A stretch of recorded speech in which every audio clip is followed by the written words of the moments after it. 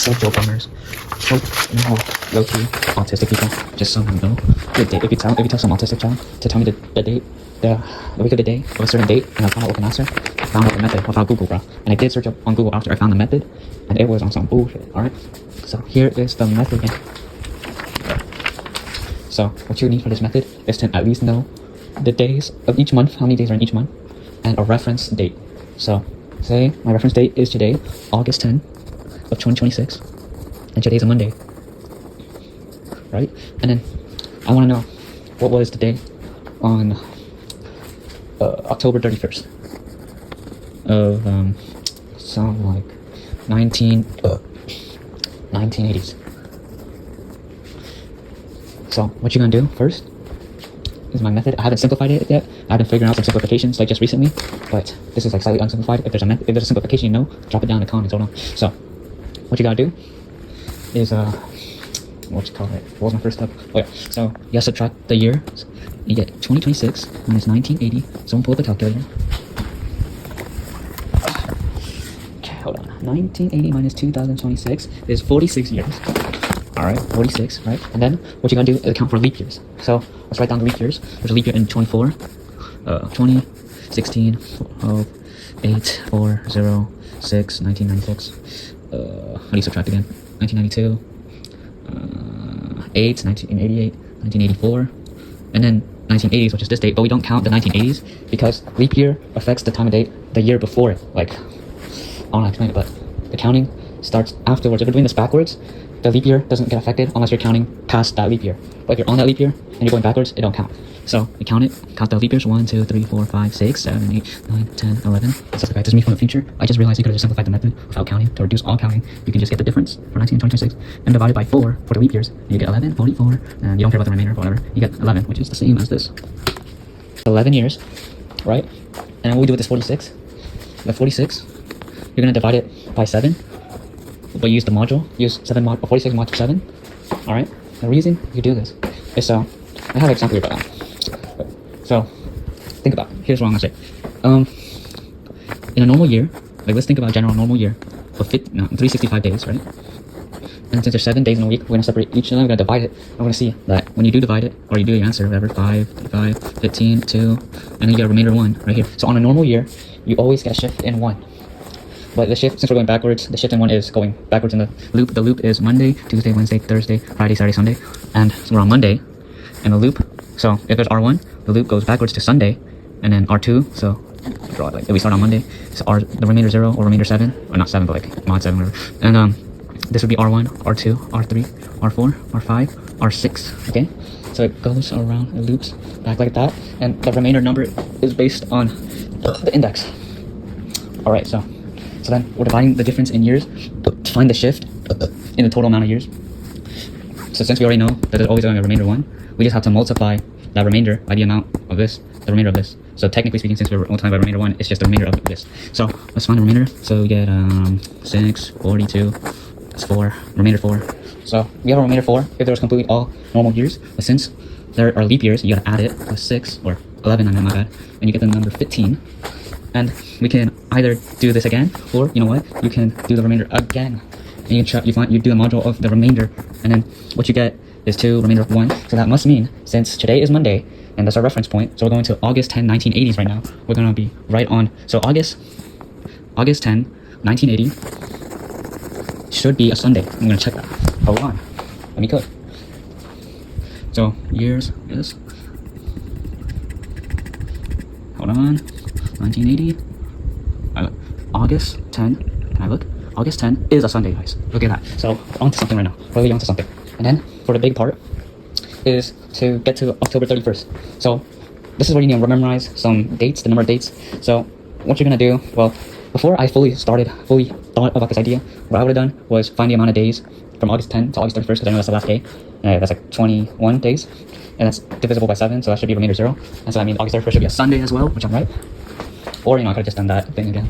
But I also realized that you can just add all the days. This is where the Google thing comes in, where you just have to memorize all the added dates. Like the first one is January, 0, and then February is like 59. That's some BS. We're not memorizing, bro. We just memorize the days on the things. So we know that August has 31 days, September has 31 days, and October has 31 days. So in total, this should be 31, 31, 31.